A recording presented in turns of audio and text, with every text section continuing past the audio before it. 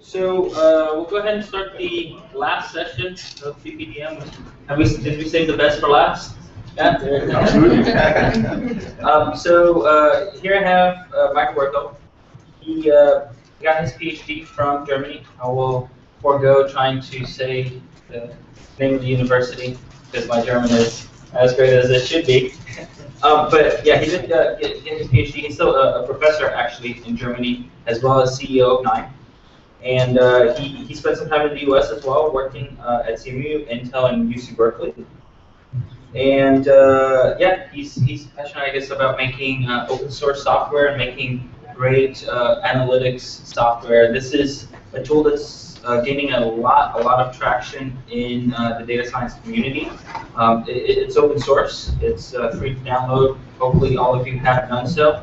I've used it myself. I know a lot of folks who do use it on a regular basis. You can also do a lot of custom algorithms. So not only is it open source, but you can create your own nodes, you can create your own operators, sort of do as you wish. It's a great tool to use to have in your own sort of arsenal. So yeah, make sure you ask whatever questions you have and use this tool. It's fantastic. It'll make your life a lot easier.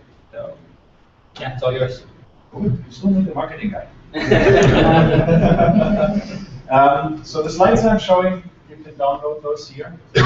All that enough.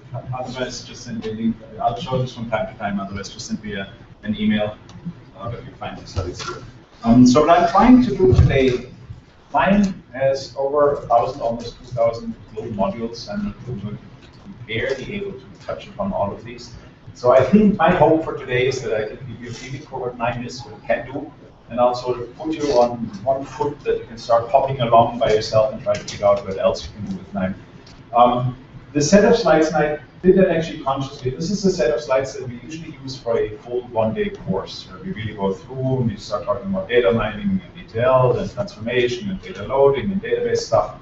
So I thought I'll still leave all of that material in there, even though I'm not going to use all of that today, so that you can actually, with the slides and all of the solutions that we have as part of this KNIME installation, you can play with this at home and try it out and sort of try to walk through that course. I think it's fairly self-explanatory, and hopefully I'll do a good enough job that empowers you to actually do that yourself. Okay, good. So I'm going to do just a very brief introduction, and then we'll start the KNIME Workbench stuff. Those of you who haven't downloaded the gigantic file yet, that 1 gigabyte file, do it now. It's on Linux. It's something you just unzip somewhere, and it creates an archive, a directory that contains everything. On Windows, it's actually an installer that you click the exit, and it asks you where to install it, and in that directory, remember that directory, that's where you find everything that we'll be using later on. And on Macs, it's one of these weird DNG thingies that you sort of drag somewhere, and then some magic happens. So do that. In the meantime, we'll be talking about what you see then. You don't need to launch something right now. We'll talk about that. And I'll very briefly talk a bit about important data manipulation. So we kind of sort of race through these things. Each one of those sections actually has the little exercise section. So I think what we will do today is we'll make sure this one actually works. We'll talk a bit about reporting data, where I can show you some of the little tricks how to use KNIME. And then we'll talk a bit more about the data mining. Those are the 3 exercises that I think make most sense to actually do live here. And the rest, I'll just give you an impression of what this would look like if we actually had data. Okay? Any questions, please just jump up and ask. Right? I mean, I know this is a lot of material packed in 90 minutes. It's worth it. Okay, good.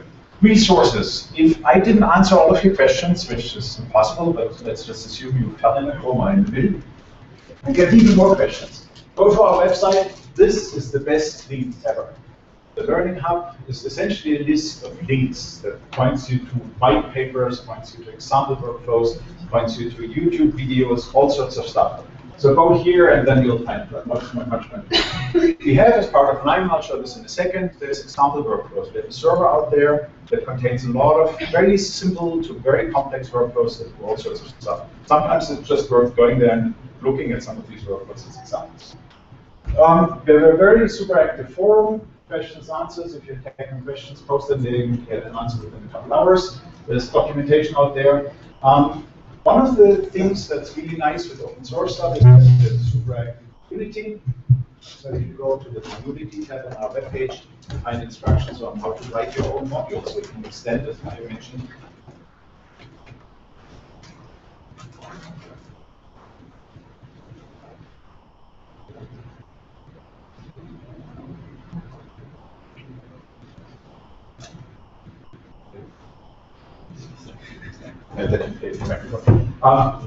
So for the community tab, this is where you find developer information. And we have about 50 community projects that are adding pretty cool modules. For text mining, for instance, there's an extension from the MPI trace that's very beautiful stuff. And then we have labs. Labs is usually something, I'll show this as well, where we sort of put the modules that we think are ready to use as production-grade software, but where maybe the API or the day use then may still change a bit, right? This is sort of where our retargeted R integration showed up first, and it's usually in there for a release or two, and then when we're happy with it, we collect the feedback, it's actually usable that way, then we move it into the standard case. And I mentioned KNIME TV, and of course follow us on Twitter. That's our social media community. We have KNIME Press, a couple of ebooks. The beginner's luck for beginners, KNIME Cookbook for advanced ones. Any SAS users here? You're all too young to be SAS users, right? There's a booklet for SAS. So if your grandfather asks, can I use this? I've been using SAS all my life long. Those are for purchase, those are external authors, right? They want to do as well. But I convinced them for the beginner's luck, we handed out a free code at Strata, and I just unearthed that code again and activated it for a couple of days. So if you use this code, Strata is in 2014, you can download the beginner's luck for free. Or do it after you downloaded the archive.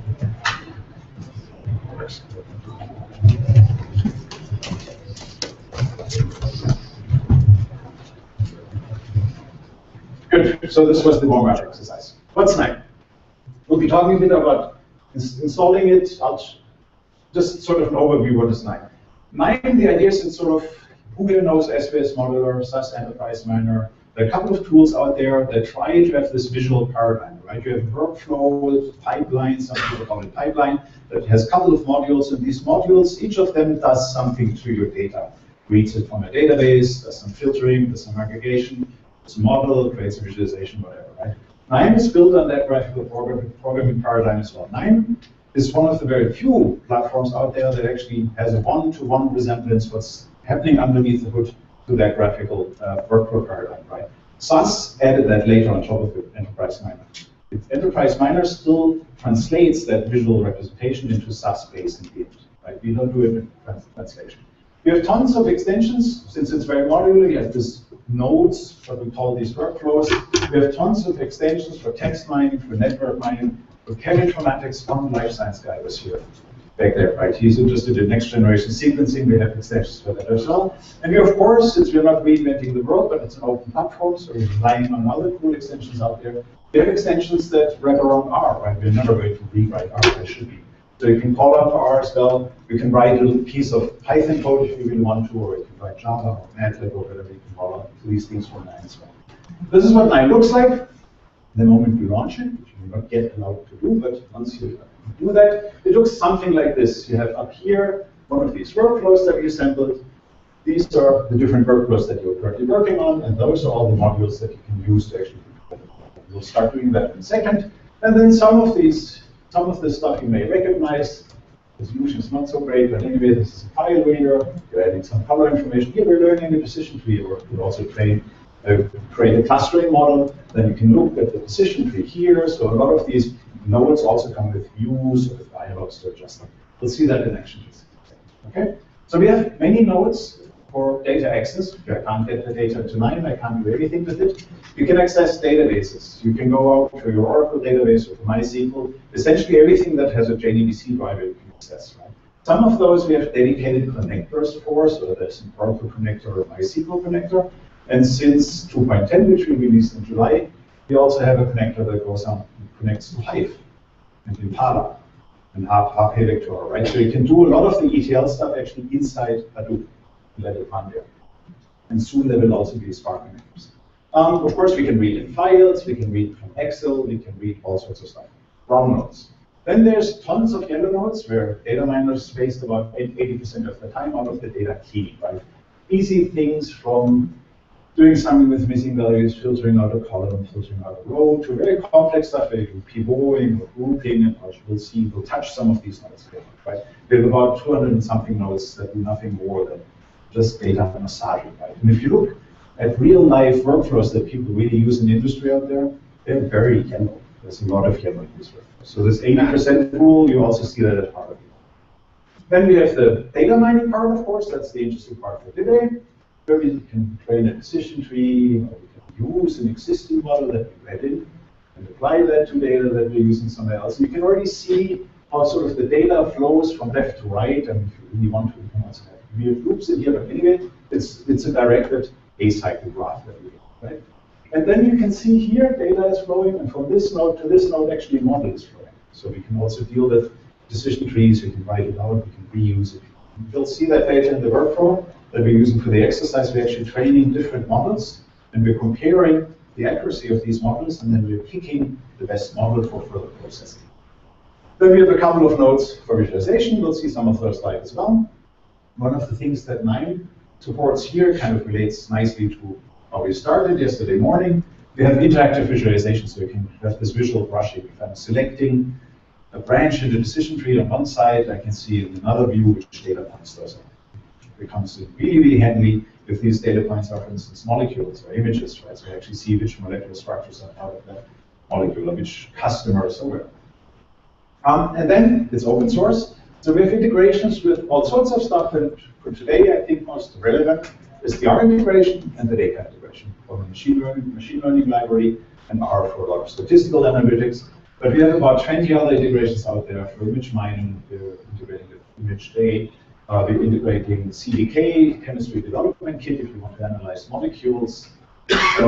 Our kit does really sophisticated cheminformatics type stuff, lots of other integrations out there. When you install KNIME, what I gave you today is an installation of KNIME that contains all possible extensions that are out there, right? That's why it's fairly chunky. If you would, the normal user would go to the website, download KNIME, and then the first thing you usually do is you go out and you install the extensions that you actually want and need, right? You say, I want the R extension, the text mining extension, the image mining extension, but all this chemistry stuff.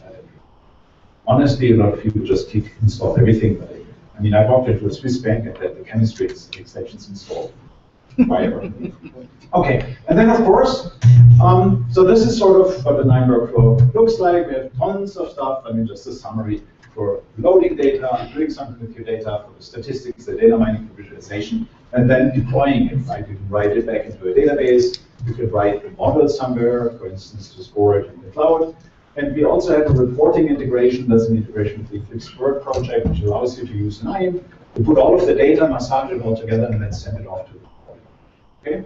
And here, just a piece that shows how big data fits into that picture. This part of the workflow actually runs on Hadoop, right? So I'm doing some grouping and some joining, and KNIME does never touch the data. The data comes into KNIME here. One sentence about data handling. KNIME tries to, it's funny, 10 years ago, in-memory processing was really bad. Now it's all the hype again. So KNIME does in-memory processing. It does it as long as it has memory, and when it starts running out of memory, it starts flushing the data onto disk. So the amount of data that you can process is only limited by the amount of disk space that you have, right? But if it's small data, KNIME will keep it in memory a little bit faster. Okay?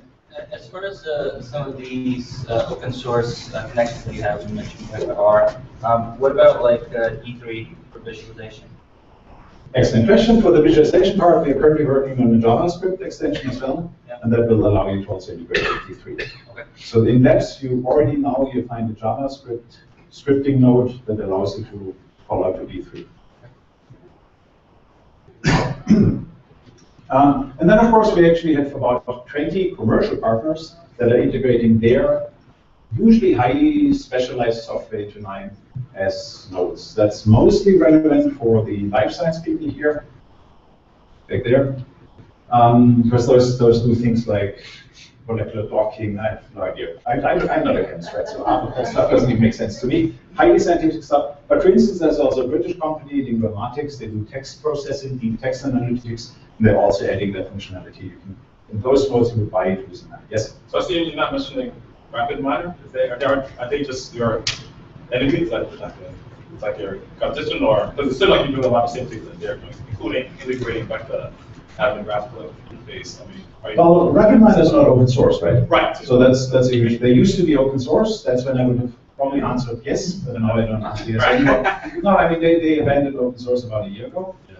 And they underneath the hood, they actually have a very different system, right? They have an operator tree. So they actually do this translation from that graphical layout to that operator tree back when they come in. Oh, okay. But you keep it in. Ours is then each one of these nodes really represents a class and implementation of a node that gets executed under. So here it's really a one-to-one resemblance between code pieces, modular code pieces, and visual representation. I just assumed that was for RapidMiner. And RapidMiner has this operator tree, and they need to translate back and forth. That's why every now and then you have really strange nodes in RapidMiner that are doing data duplication, because essentially you need to transfer data from one part of your tree to another one where you need it. Oh, okay. Right. That's why sometimes you see these constraints. Okay, anyway, I have many other things to say about RapidMiner, but I'm biased, so I should. Okay, good. Download your stuff, copy it to your local disk. Unpack it, unzip it, run the installer, and when you've done that, you should see something. Where is it? Something similar to here. They have a 9.exe or 9.sh or 9. Whatever on deck. It's essentially, for those of you who code, it's an Eclipse RCP, right? So this is very similar to Eclipse stuff. If you want to get rid of KNIME, just hypothetically, nobody ever wanted to get rid of KNIME, you just delete that directory, right? So it doesn't really hook into the operating system or install stuff. Actually, the Windows installer does a tiny bit of stuff, so you can do uninstalled software under Windows that it deletes the icon again. There's not much to see here. Once you double-click this thing, it will ask you, on Windows, it will ask you to please allow me to go through the firewall. You can do that. We don't do a lot of evil stuff, just a bit. And it will also ask you to select a workspace. That's important because that's where all of your work will end up. What I would suggest doing, just to keep everything in place, actually create a directory workspace in the same directory here and work in there for now. But in principle, you can have different workspaces and switch between them later when you start working. Just make sure you know where your stuff ends up. Okay? Once you do that, you should see, once you start this, it should look something like this. Everybody happy? Thumbs up. One thumbs up. That's it. Excellent. Good. So we have this little welcome screen that gives you a bit of information. You can customize that a tiny bit. Once you have read this for the 5th time, you probably know what that means. You can close this one. It has a few quick starts where to go. Most recently, it has a link to the Learning Hub. Again, good place to go to, creating new workflows. Lots of stuff you can do in the UI anyway. Those are sort of most common actions. Down here, this is worth reading, the tips and tricks. We have a lot of little thingies about shortcuts here. How can I do this? What can I use there? So maybe looking at that one. And when the new update will be available, it will also tell you. And right now it says currently no updates. Right? Once you customize this one, you can still reconfigure it back there, and it will show this to you in the start. Okay. So what I did is up here in the upper left corner, we have two sort of local workspaces in a way. One is pointing to our example server. I mentioned that before. That's somewhere out there on the internet. And that has, I think by now we're about 500 workflows. Very simple workflows with 4 nodes, training and decision tree, to fairly complex workflows that go out and do text network mining on our forum. Right? So you find a lot of stuff there. Essentially what you do, you go here, you right click, you log in. It's an anonymous login. But now everybody's doing that, takes probably a while. And then you see here different categories for time series, for data mining, anyway, pre-processing. So you have lots of examples here. And you click on that, and then you can just double-click a workflow, and it will download it to your local stuff and open it here. And then you can look at that and take that as an example. Right? So that's one way of getting to know KNIME, just looking at some of these examples. We're not going to do that today. What I did, instead of the example server, what you have in here, usually when you install KNIME, all you're going to have is this example workflow in here. What we have today is we have all of the data that we're going to use in the exercises themselves, and each exercise comes with a solution workflow. In real life, in a real one-day course, you would of course not be allowed to touch anything in the solutions, but for you that may be helpful to later on when you work on some of these exercises at home. You can say, oh, I'll try it out, let me check the solution, how did he want me to do it? Yeah. We have a couple of supplementary workflows. I'll just if you let me know about 10 minutes before we are ending, then I'll just very briefly go over the example workflows. Those are fairly big workflows that are doing strange things, from calling RESTful web services, from doing geographical download analysis and mapping it onto a visual map, to what else? I think there's also some text manipulation. Okay. And that's it. So the workflow that we're going to the workflow that we're going to build today is this one. That's the final workflow. I'm actually racing ahead in my slides, but anyway. This workflow does what we call next best offer. Right? So the idea of that workflow is you're doing some sort of a marketing campaign, you're constantly calling up people, and you have a model that actually predicts who to call up because they're most likely to buy something. Classical marketing types. Right? But then at the end of the day, you actually know who bought something from you, right? So you could fine-tune that model.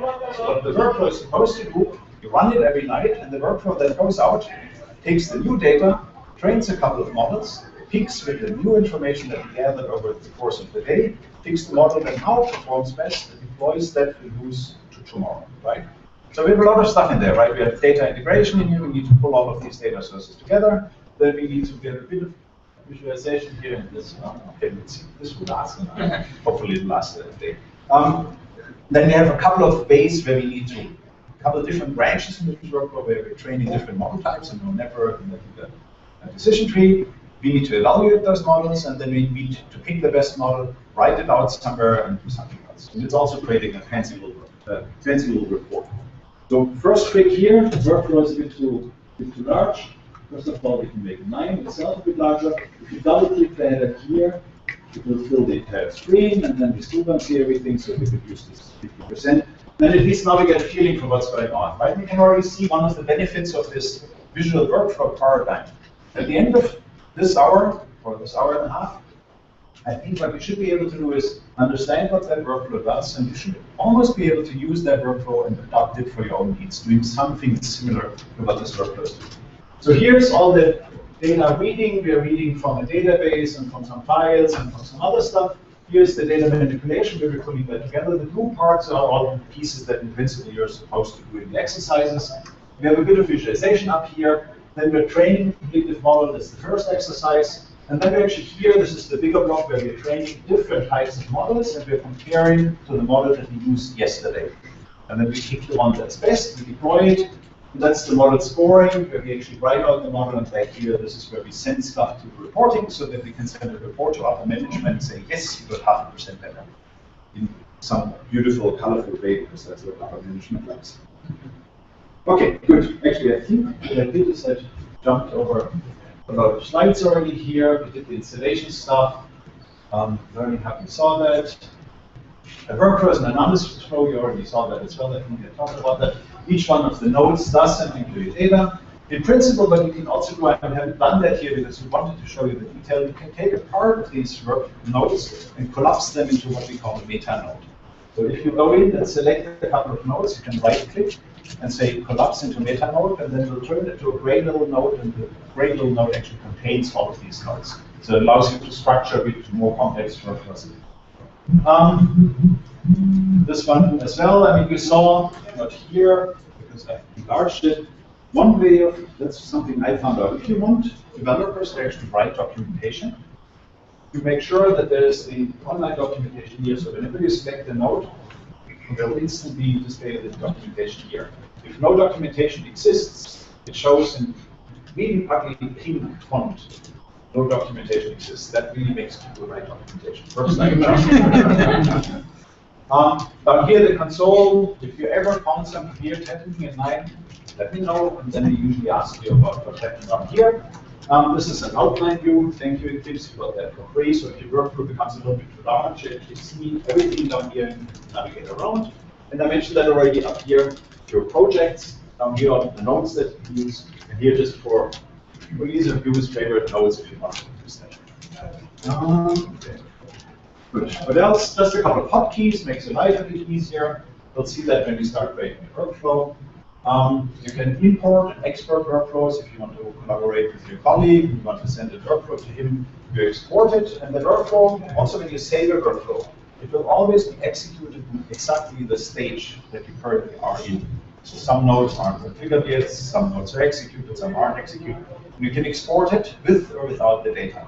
It's actually very useful. For instance, if you have a database connector and your colleague doesn't have access to that database, or you want to use that at home or whatever, you can export the workflow only with the database connector executed. Right? And then that node actually knows its data. And when you load it, when you import it into another KNIME instance, it comes up with that node executed into the data stored in KNIME. Good. Today's example talked about that already. That's where we are. You don't need to import the workflows. It's already running.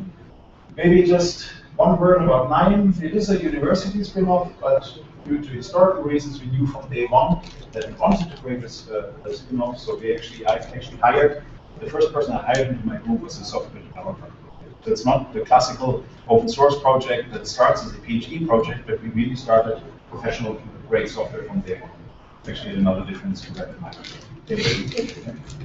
Well, I mean, if you talk to users, stability, there's a difference. We are now in Switzerland, not for tax reasons, but Zurich is actually the nearest big real city to Constance, where my university is. We now have a tiny San Francisco office, and we just recently opened Berlin. We're happy, we're small, we're profitable, 20 about something people, working fine. What else? We have.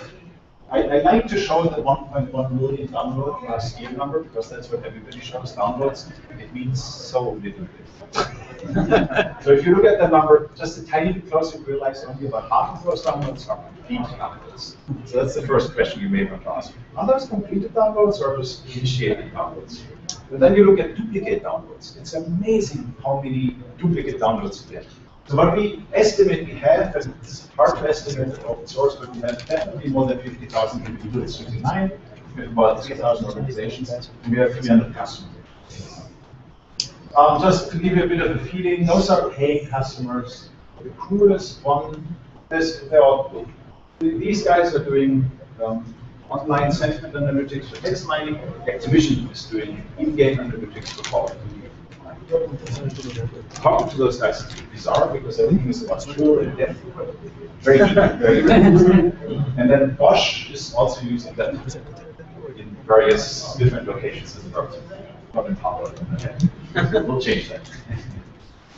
This is just something Gartner recently put us into the Magic Quadrant up here for advanced analytics platforms. That is interesting. Now we'll start talking about.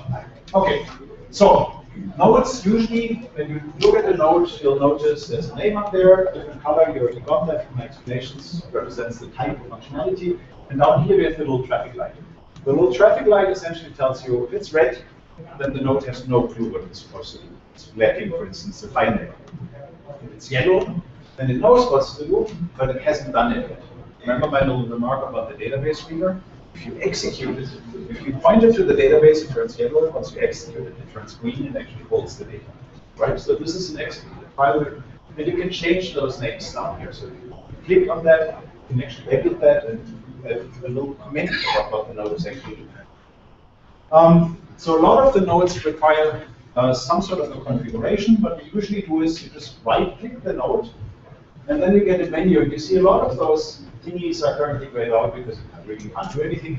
And the thing that you often want to do is configure the node first. This one will ask you for a file name. And actually, the file reader has tons of options. What's the delimiter and da-da-da, and tries to figure out and tries to audit this. We'll see that in a second. Okay? One other nice thing down here, if the node has an output, I can very quickly inspect what that node did. Create a decision tree. I can look at the textual representation of the decision tree. I can look at the output table. So it allows you to visually sort of, while you build up that workflow doing something to your data, every step you can quickly just sanity check. This is what I wanted to happen actually happen. Yes. Okay. So we have the file reader. This is the dialog that will pop up once you start using that. Choose a file, column delimiter, advanced settings. There's tons of stuff that you can adjust. Actually, the file reader is probably the node that has consumed the most development time. We have an Excel reader that allows you to choose from different sheets and read and certain areas. You see that that's the nice thing about the visual setup, right? You don't need to remember command line parameters, but the configuration dialog essentially takes you by the hand and asks you the question that it needs to know to execute. Fine. Yes? How come that node that you showed actually, it listed like a table option and you said you could look at the output? Is that limited to certain nodes, or? It's limited to those nodes that actually produce a table at the output. If it depends on how many ports it has, it will show you for every port the option to look at what it will produce, right? So I mean, for instance, the decision tree produces a model, not a table. So if it's a batch system, can I think of it like a tabulated time system? Does it read in one row or one record and then output? It's not streaming, it's chunk oriented. So it will execute one node before it will execute the next one. Okay. So one node needs to be green so that the successor can be executed. Very good point. That's almost a religious decision, right? Which one do you go? I mean, if you do the streaming, you can use resources a bit better. You much earlier see something falling out at the end of your workflow, and then it's more like a pipeline. Problem is for the data mining algorithms in the middle. A lot of mining algorithms actually need to see the data more than once. So if it's more of a mining type software, analytics type software, then you will have many stages in that pipeline where you need to stall that piping anyway. So we decided against that. We actually have a way to do streaming on parts of the workflow if we want to, but not for all of the nodes, obviously. We have a table reader. That's our internal format. Sometimes it's useful just to be able to say, okay, this is a table, that's my gold standard, I'm going to use that from now. Just write it out and I can read it in again. And then those are the database reader connectors. For instance, that's the new SQLite connector. This could be a Hive connector. This could be an Oracle connector. This could be an HP Vertica connector. And then you have a table selector that comes in, and then you can do some things in here. If you joining on two different tables, database only, of course, grouping, row filtering, column filtering, whatever. And then at some point you have this connection reader that fills the data. So that allows you to do some part of the ETL inside the database, or actually do one. Other readers reading XML. We have SE readers that read strange molecular formats. We have a CSV reader. We have an R source that essentially says, hey, give me a couple of lines of R code that will create some data. And then with the database readers, do you read it directly in the RAM and then do the rest of the workflow, or do you first read it into disk, then into RAM, so that it's always in disk rather than having to read from the database every time? Yes. As soon as you have this node, what's sitting here is either in RAM, if it's small enough, or it sits in disk. Yes. Well, what about the first one? This one is always in the database. So if you re-execute this one, we will always do that in disk. Everything that has these red ports happens inside the database. You can actually add the port. When you inspect the port, it will go out and query the first 100 or so rows from the database to display you something. Right? That's actually done inside the database. Okay, so and I think this is worth doing so you get a feel for it. We'll start with exercise importing data. So what you're going to do is you're going to do the exercise, not the solutions part, please. And pick the one, the importing data down here. You double click, and it comes essentially up empty. That's the idea. This is the same as if you were just saying, create a new workflow. You can also go to File, New Workflow, give it a name, you put there, it's anything. So this is what we're going to do. What you're now going to do is essentially you're going to try to find a file reader, right? So how do you find a file reader? You go down here, you essentially say, well, would it be? It's probably going to be an I/O, and it's probably going to be read, and voila, there it is. And then you just click and drag. That's one way of getting it out. Or you could just double click it, and it will show up there. Or you could actually go into this little text field and say, hey, I know what the name of it is. It's a file reader, and then it's only there. And then you drag it out. Okay, so now I have 3, that's a bit too many. And you can already sort of guess a bit from these data sources, what type they are. This is a CSV file. We can read that either with the CSV reader or with the file reader. This is Excel that we need to read in. This is a table that's a KNIME table file. Right? So what you would then do is you would open the file reader, the dialog, browse, and figure out where did you install this. I installed it here. It's in Workspace. And this also tells you a bit about how this workspace is organized. It's really resembling the directory structure that you find in that directory anyway. So we go in there, and inside data, you find all of the data files that you. So I'm supposed to use sentiment rating, and you see what it's, the file reader is trying to be smart. It's already guessing. This one is probably a string. This one, he's trying to read as a row ID. That's not a very good idea. So what this is a translation table between the sentiment for a particular customer response. We have a numerical score and a textual representation. So we probably want to tell this one, don't read the row IDs, make this really, this is the sentiment rating, and this is the sentiment analysis. Okay? That's one way of doing that. There's a better way to do that, actually. So for the other one, the sentiment analysis table, we'll just take the data file, we'll drag it over. And it says, got table. That must be something that the table reader probably knows how to read. And if you open this one, you will find something even more interesting. It doesn't find it on the file system in a way, but it realized this is something that's part of my workspace. And my workspace is actually called local. So you can package data resources together with your workflow and make that all dependent on this mount ID, the name of that particular workspace. Okay, that's good. Okay, that's probably really for advanced. Okay, then we have one more, the Excel, the product data 2. We pull this over, and it will not guess this, it's an XLS reader. And then we select all three, for instance. We execute them. And then we can make sure that what we wanted to happen actually happened to you. You're probably curious what happened. Yes? Sorry, that was kind of fast for me. So when you read the first table, the sentiment analysis table, what did you do on that dialog window to import it? I took it over from the data directory on the upper left corner in my repository browser, in the Explorer, and I just dragged it over. I just dropped it onto the workflow canvas. And then KNIME for the data types that it recognizes will automatically insert particularly the node correctly. Okay. Okay. So for the .table files, KNIME assumes that's our internal table. Okay. So, but before that, did you add the 3 nodes before that, or? These 3 nodes. This one I just added. I pulled it over and I configured it manually by opening the configuration dialog and hit browse and actually browse to the location of the file. Yeah. And the other 2 I just pulled over the files.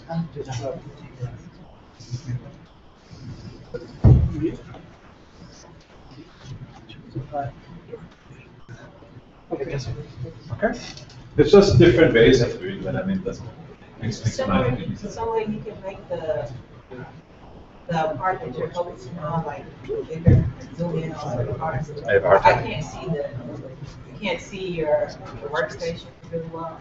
My eyesight. So like when you go and select this, I can't see what you're selecting. Yeah, we can see what you're selecting. Yeah, if you could like make your print larger or something. Let's do it.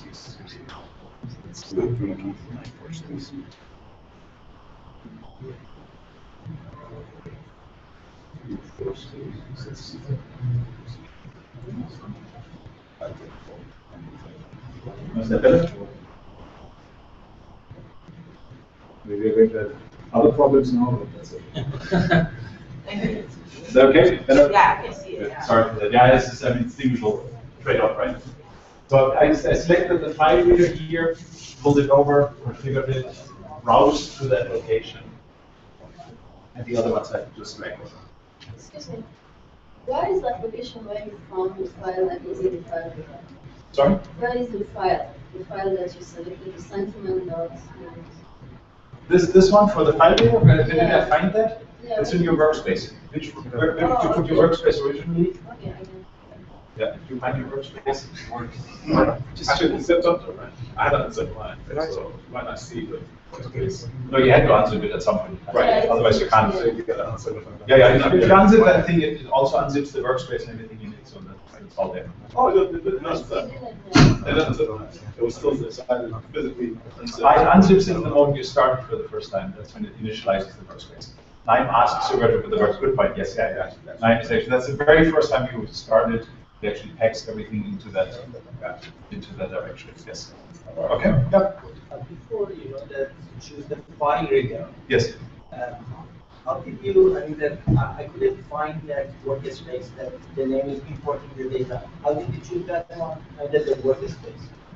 You just browse. Yeah. You hit the browse button, and then you browse to the location of your workspace and find the file. Hopefully. If you know, I mean, if you really don't know where your workspace is, you can find out. It just tells you. You can actually go to switch workspace, I think, and then it shows you where the original workspace is. Right. So mine is in desktop. Okay. Could you show me briefly your settings for the file reader node? So the settings for the file reader, I browse to the location, and then I told him, don't read the row IDs. Okay. That's important because otherwise, I mean, I could later do it in KNIME and if I mess around. Okay, thanks. Okay. And then we have the sentiment ratings and American scores. We'll use that later for some training, some stuff. Okay. And once you have done, once you have done that, you execute all of these nodes. Select it here again.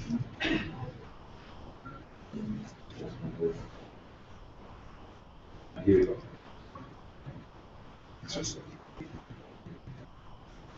Right, I mean, you can either click that, execute it individually, or select more. You can hit the execute button up here.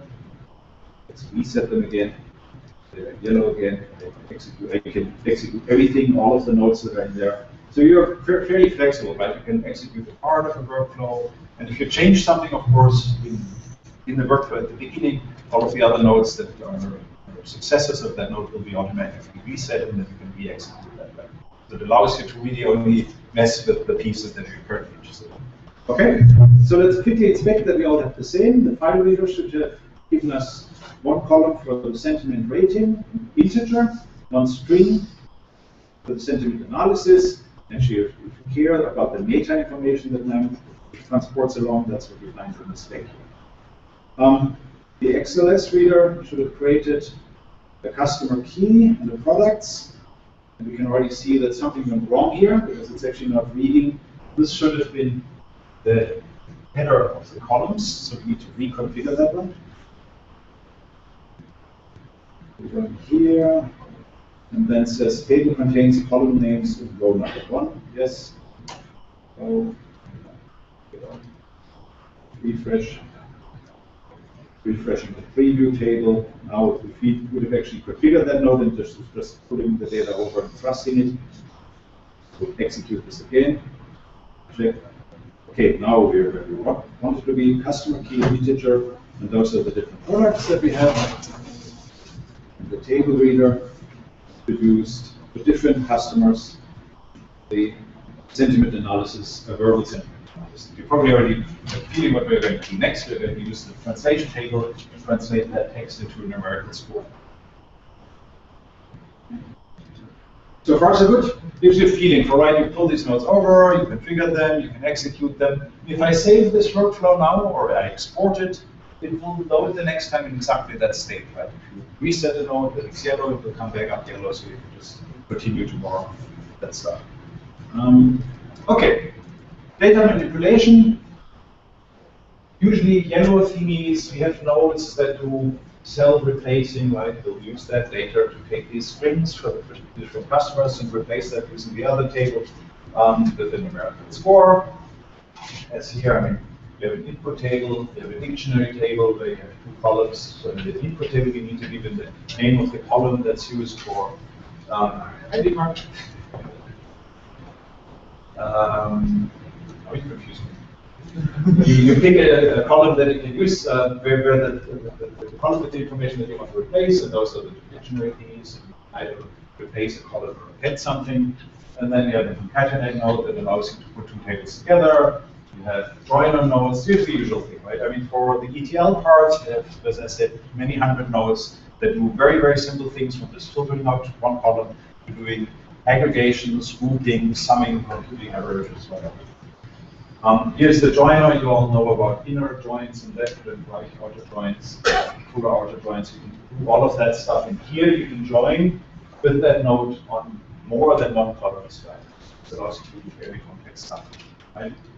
If you have two tables in a database, you want to join those, let the database do the job. That's why we have a database joiner node as well. It has pretty much the same dialogue, but actually runs the join inside the database. So if the data's in KNIME, you can also do that in KNIME. Column selection tab. So after this is actually interesting. We use KNIME to analyze workflows that people wrote, find combinations of nodes that appear very often together. And one of the things that popped up very, very frequently is the joiner, followed by a column filter. And it actually makes sense, right? People join two tables, and then afterwards they say, okay, I actually didn't need all of these columns. So if we did, we added to the joiner also a column selection tab that allows you to do that inside that one. Aggregation, same idea. That's what the group by node essentially does. You tell them group everything by one particular column, for instance, group by gender. And then for the row IDs, I want them just concatenated. And for the value column, for instance, I want the mean or the sum or average. That's what the group by node allows you to do. Like the group by node in the configuration has two things. Has one tab that allows you to specify the grouping columns, which ones do you actually want to use. You determine the different values that it has. And in the options, you can tell it for which one of these columns do you want me to do what. I can sum them, and mean, and do average. We have a rule engine node that allows you to essentially say, you know, if H is to do some sort of a manual binning or some replacement, depending on some conditions you require an alarm or some data, that allows you to essentially assign labels based on a series of rules. Right? So the rule, it's an ordered rule set. So the first rule that fires is the one that wins, right? And that's why at the very end you usually have a default rule that essentially says, if you end up here, then it's true, and then you assign it. Okay. That would be the exercise where we would essentially concatenate the web activity from our old and the new system. We read something from a database and we read something from this line table. We would just concatenate these two tables. Then we would replace these sentiment evaluations that are textual with numerical scores with our translation table using the self-replacer node. We would join all of that stuff together, and we would calculate the average estimate of the income for men and women with the group by node. And again, I mean, this is something, check out the solutions workflow with like half an hour. Check the solution workflow. I think it's pretty straightforward from here. You can open the configuration dialog. You see what kind of settings were chosen there. You see probably worth the exercise to play for. If you really wanted to play it more, you could also use the group by node to remove duplicates. Right? Some of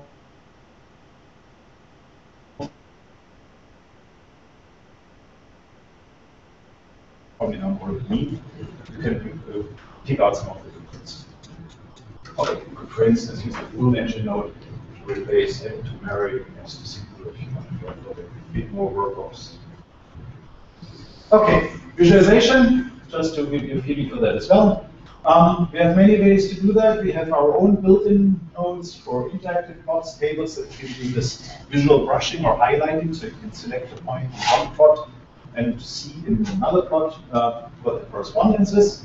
We have the J3 chart integration, very cool Java visualization library. Obviously, R has tons of very cool ways of visualizing data. We have a node. Maybe that's a node worth just showing. There's a node in here. So again, probably where I find stuff in either search. You find the R integration here. There's a couple of nodes that allow you to do something with R. And there's R view.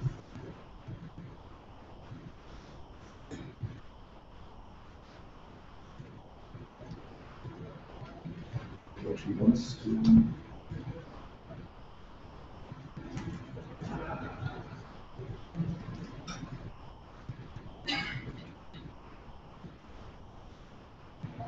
source that allows you to create something. All right, here. That's the node. You can actually do something in our workspaces and concatenate these workspaces. That's probably much for today. What we can do here is you can pull in some interesting data here. Just pull this data in, you connect the two nodes, and you connect them by dragging and dropping. I could also, if it's lazy, you could also done with that node. You could have just selected the file reader, double-clicked the raw view, and it automatically connects that to the selected node. If you open the configuration dialog here for that node, that's all I really wanted to show.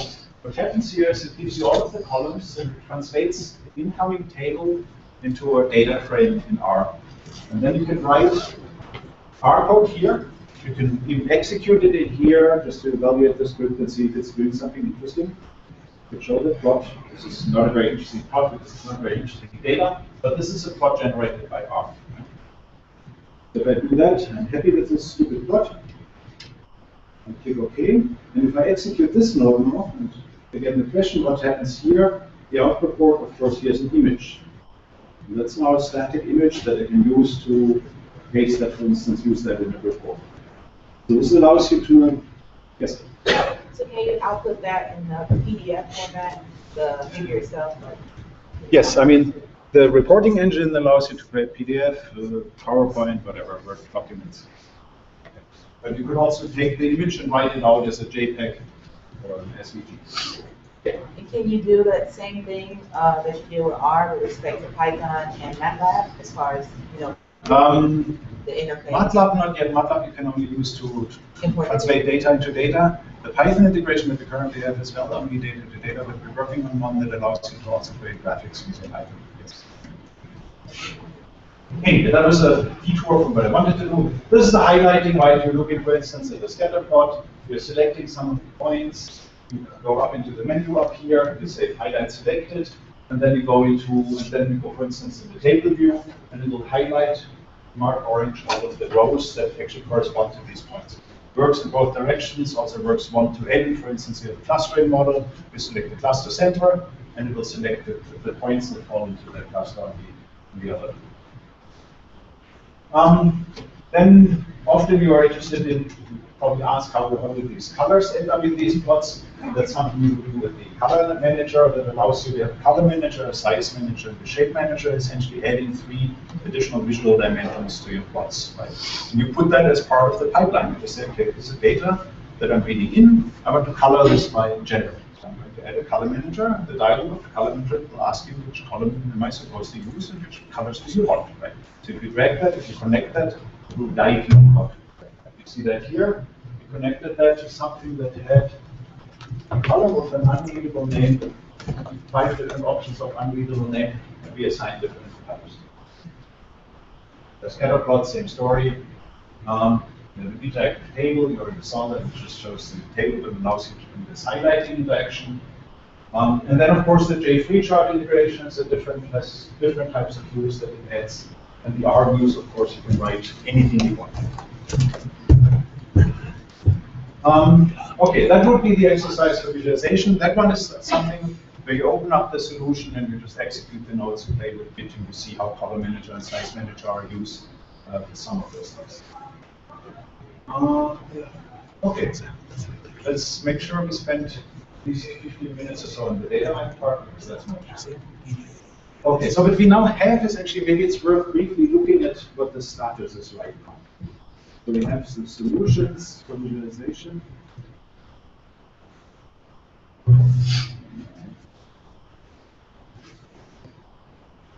We've actually done, in principle, we have done a lot of stuff. And what we did here is we did collapse all of the sort of results of the previous exercises into one of these meta nodes. That's one of these great things. You select a couple of, you could also do it with these nodes, right? You select a couple of nodes, you right click, collapse into meta node. And if you do that, let's say I'm going to reset all these nodes, I'll show you how to do that. Okay, let's do that. You give it a name, and that's what it will do. If you want to see later what's inside, you just double click the node, and it will open up an additional tab, right? So I still have my visualization solution up here, but it's now also opening up this meta node fully trained data. And that has all of the stuff that we did so far, right? Those are the 3 nodes that we configured. We added a few more with reading in the external model, right? Literally reading in, could be a neural network or decision tree or cluster or clustering model. I think it's project machine that we're training. We're reading in the model that we used yesterday. We're reading in the demographics from some SAS installation. We're reading, those are the ones that we created. And then we're reading in old web data that was from previous things. And we're also reading some data from a database. We're doing some renaming to make sure they fit together. We're doing the sentiment rating replacement that I mentioned earlier. We're doing some joining. That's part of the previous exercise. And then at the very end, that's the data we are spitting out. So this node creates now data. We can look at that. Again, we can quickly inspect if what we wanted to really happened. So it should be no duplicates anymore. Should have the sentiment score hopefully replaced with a score here. This is the sentiment rating in our numerical score in there. We have merged in the product information, so that's our one joint table. We can now try to do some prediction of that. Okay?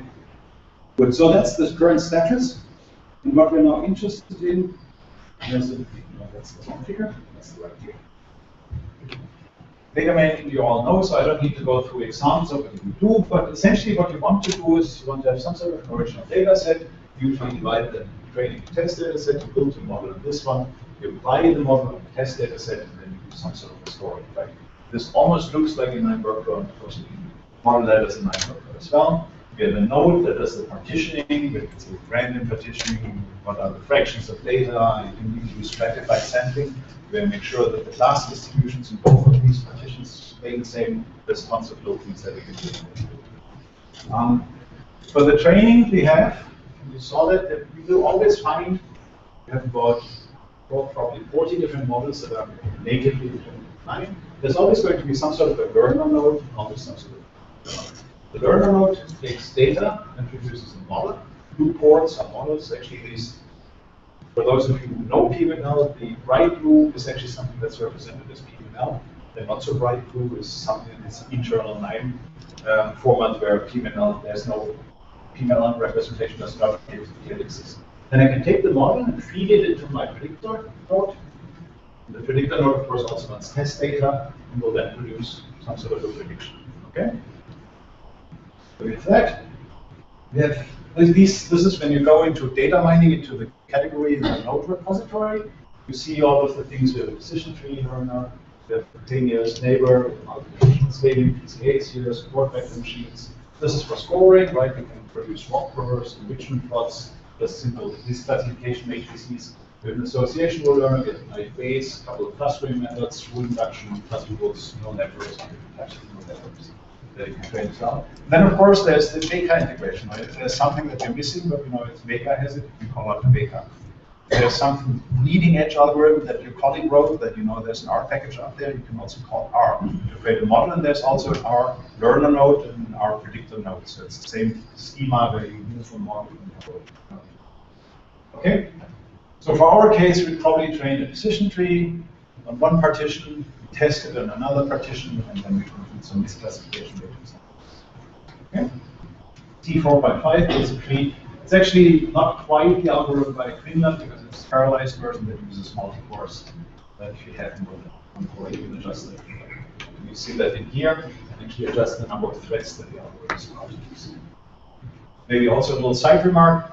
KNIME tries to use more than one core if you have more than one core. And especially parallel branches are executed in parallel. Not all nodes can be executed in parallel, obviously, but some can, and especially if it's very basic data parallel type operations, row filtering is something that's something that KNIME does.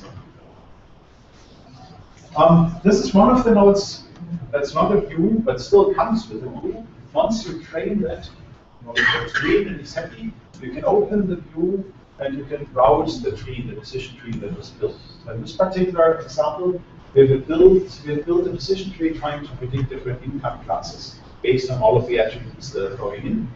And well, as you can see, it's colored by sex.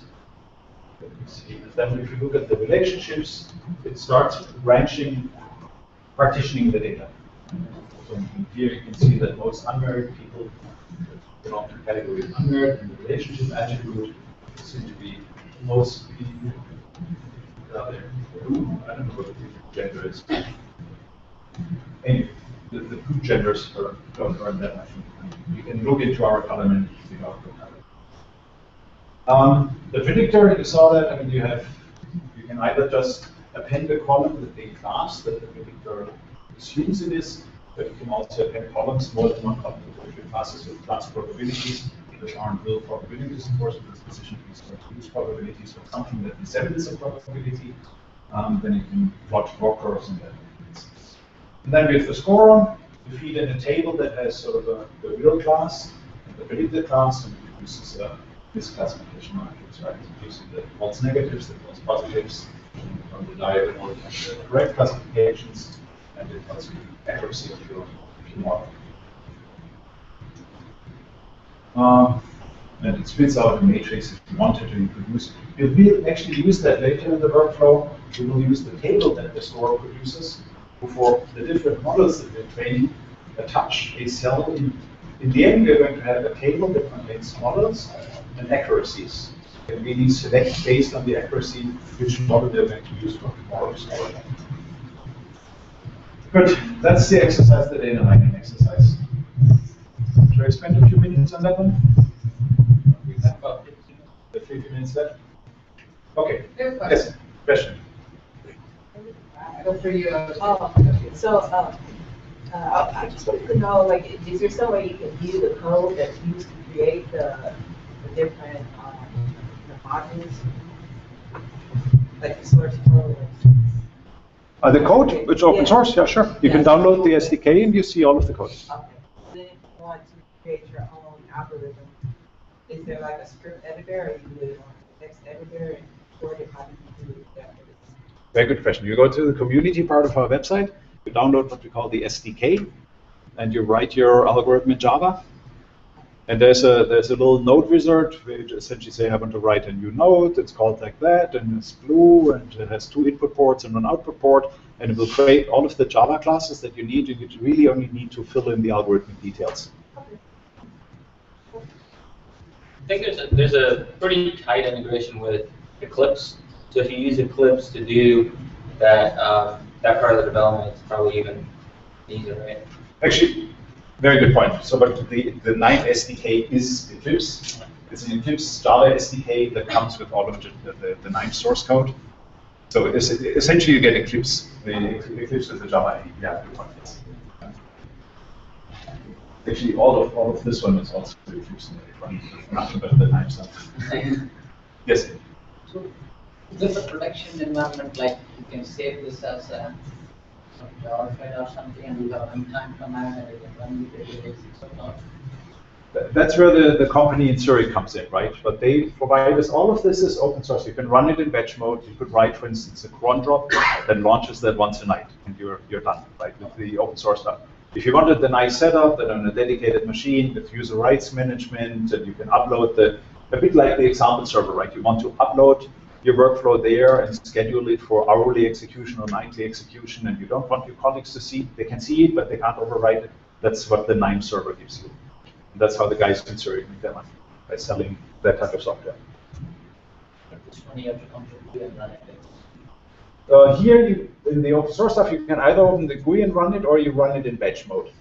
If you search KNIME batch mode, it will point you to our FAQ that tells you how to do that. You can even parameterize some of the settings, so you can run it in batch mode on different files, because you can actually reach into the file reader and adjust those settings.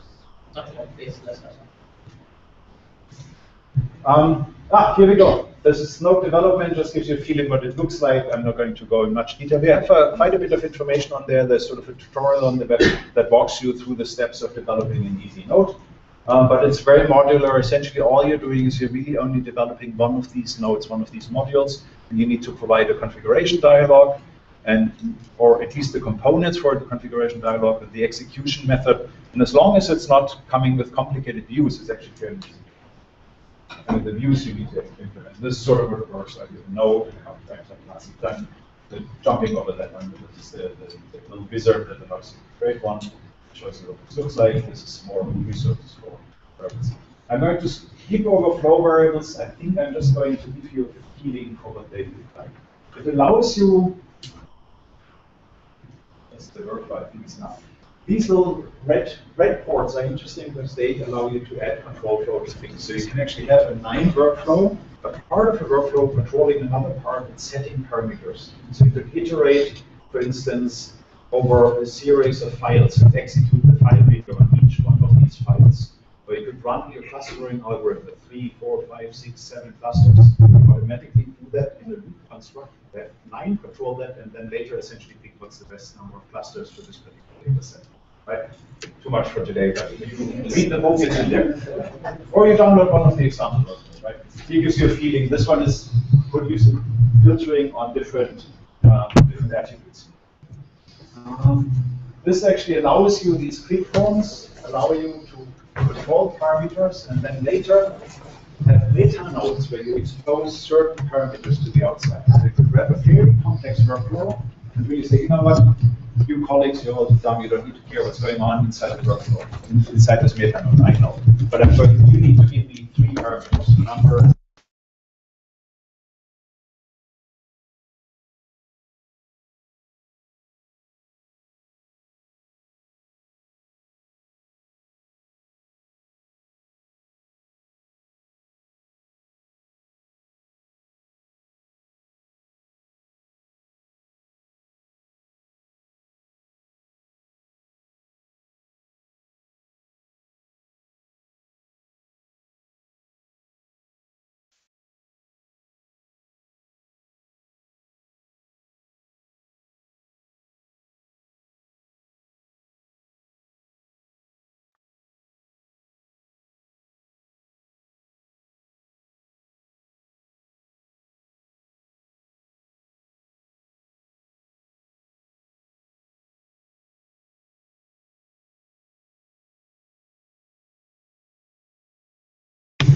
times and perfect twice as k-means with different cluster centers.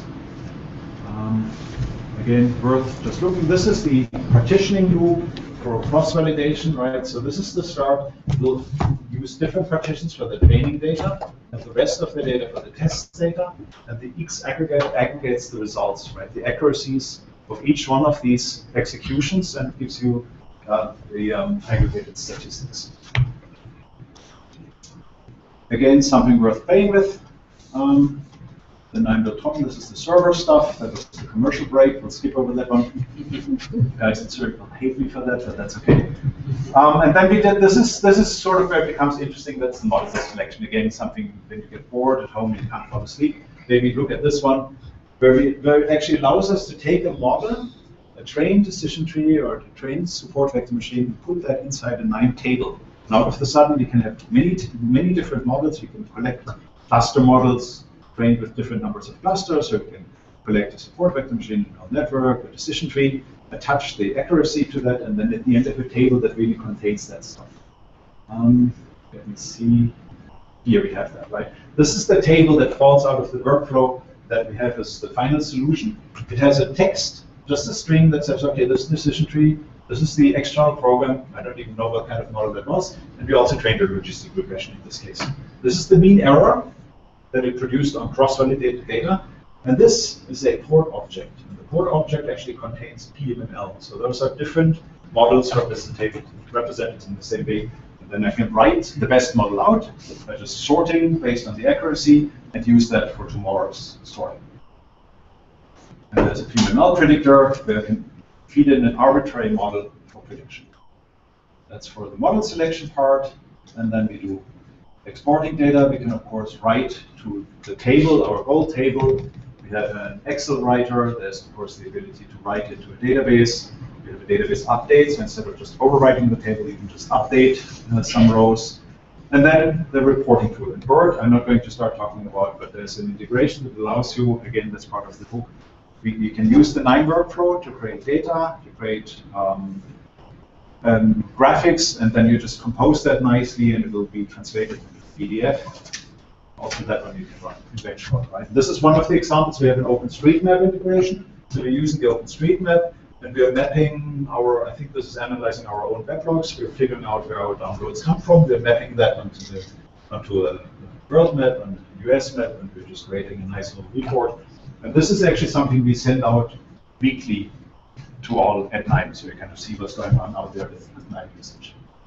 And these are the nodes that are actually sending KNIME tables to Bert, and then you switch perspective, and within the same framework you have this editor, which is almost like a VisiLeak editor that allows you to create that report in what it looks like.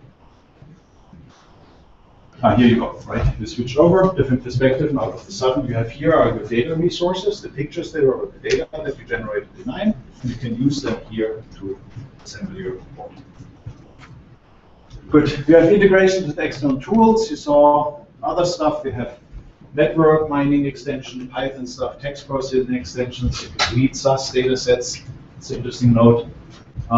You saw the R. This is a Java snippet node. Depends, right? If you have something there, you don't find an equivalent node in KNIME, you can write Java, you can write Python, you can write R, whatever your favorite languages, and just encapsulate that little piece of functionality within the KNIME code. So this is a Java example.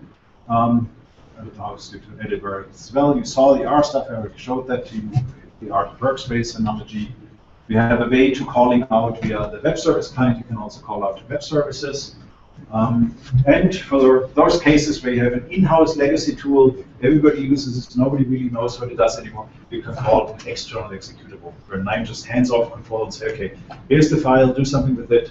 When you're done, I'll read here. I mean, you essentially tell it, this is the input file, this is where the output file comes from. That allows you to essentially use legacy tools. Okay, so just for your entertainment, you also find, I'm amazed nobody fainted. I put we put 4 more workflows in your workspace. One for geographic analysis, one for RESTful geolocation, where we use a REST service to do a mapping of, I think, coordinates to country names. A bit of text and network mining, that's the most complex one. And then just one illustrating how the web portal works. So this is one that has a lot of these green quick form nodes. The green quick form nodes essentially say, this is stuff that I want to have controlled from the outside. I want somebody to upload a file. I want somebody to choose columns and give me a double number, and then I'm going to return a file to download, and I'm also creating a report. Right? Once you do that, when you run this is the web portal, right? On the KNIME server, you can then see this. You start running this workflow, and it will first ask you upload a file. Right? That's the first green node that you saw. Then it will ask you for 2 columns to select, different ways of selecting columns. Here you can select more than 1, here you can only select 1. It will ask you for that double number. We totally ignore what this workflow does today. And then it will create a report that you can download as a PDF or PowerPoint or Word doc or PostScript. I don't think anybody uses PostScript still, but anyway, for PDF. And you can download them on as well, right? Those are the 2 green nodes that we have at the end. That's just an example for the workflow. This is a REST workflow, interesting because it's using the try catch contract. If the REST service is not available, it still will fail gracefully and just say, sorry, failed. Again, worth looking at just to get a feeling. This is the one that does geographical analysis. You open OpenStreetMap map viewer and some of the other things. You see a couple of meta nodes, maybe worth just taking a peek and seeing what they're doing. And again, at the end, it creates actually a fairly sophisticated report of a bit of data and some of the images that were generated inside KNIME. And then the last one, a bit more complex, is actually using the text mining extensions, the network mining extensions, a bit of a sentiment analysis. And what it does at the very end, a bit of blah blah up here, it's actually looking at what's going on the KNIME forum. In your case, it's slightly anonymized data, but essentially what you're going to get at the end, it goes out with the KNIME forum, does the crawling, the KNIME workflow actually goes up and grabs that data. It tags users, topics, nodes, it creates a tag cloud, it creates user interactions, who replied to whom, so they're actually getting a network of user interactions, and then in the end we visualize that, and this is what the final report looks like. So for the different topics inside our forum. You see what are the most prominent terms that pop up in that particular forum area, and who are the main players in there. Right? This is for the text processing extension, document term makes sense. And Kilian Thiel, if you could read that, is actually the guy who wrote that, right? He's the one who answers a lot of these interactions, but there's a couple of other people in the forum very active as well. Over here for the image processing extension, Mr. Dietz is the main author there. You see there's some weird stuff going on with libraries. That's it. Anybody fainted yet? So this is all I could do. I mean, I hope I gave you sort of an impression what you could potentially do, and gives you a bit of instructions for first steps. If you have questions, just send me an email, post on the forum, read the book, read some of the stuff on Learning Hubs. We're very happy to help whenever you run into your questions. At this stage, it's probably still something where you run into something that I wonder how you do this, and all that's required from us is to say, use this node, and then you're happy. So I'm very super happy with that. Thank you very much for your attention. I have a question.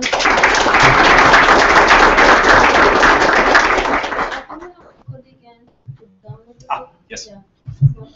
So the slides, absolutely. I know actually I can't do it. All I can do is this.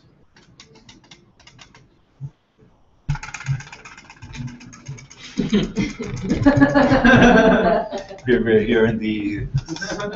Actually, no. This was the mouse. That's why I just worked.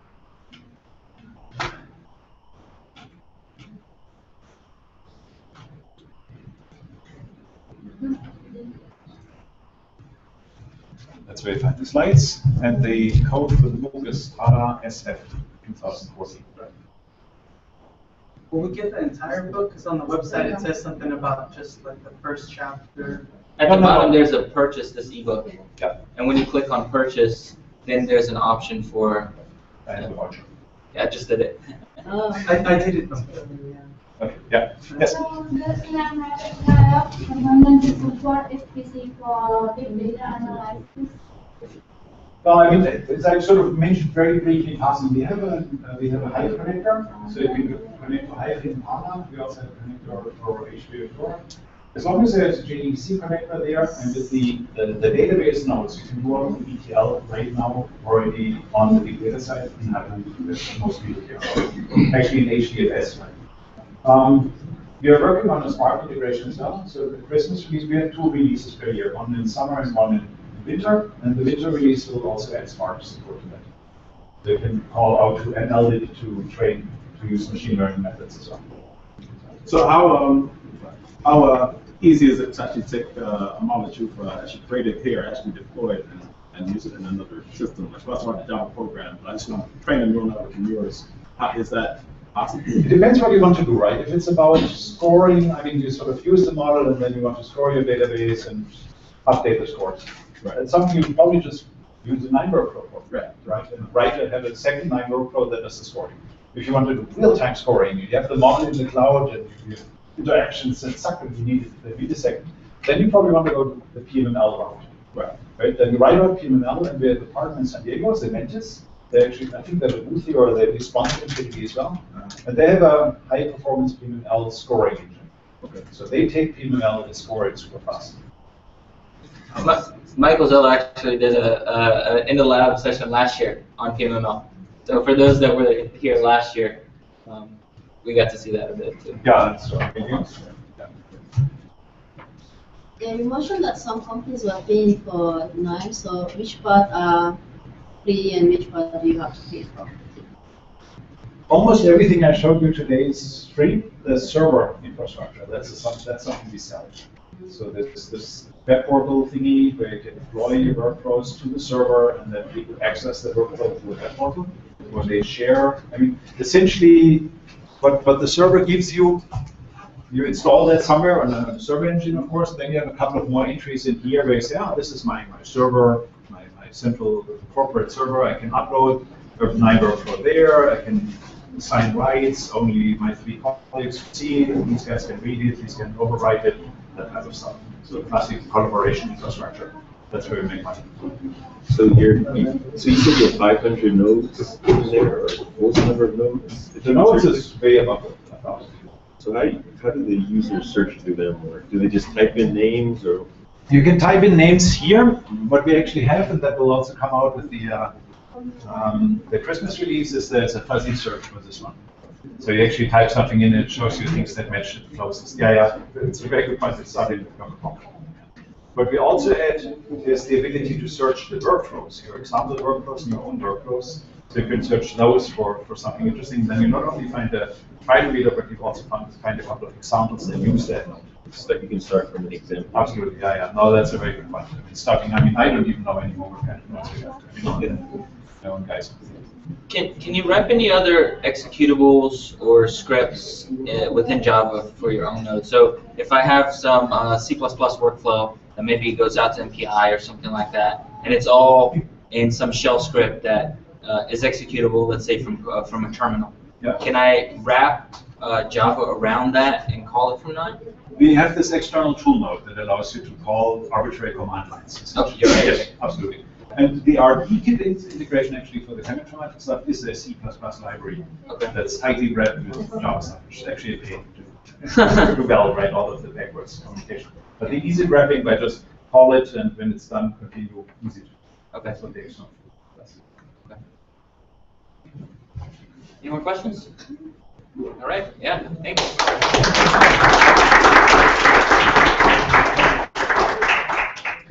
So that concludes the PDF for this year.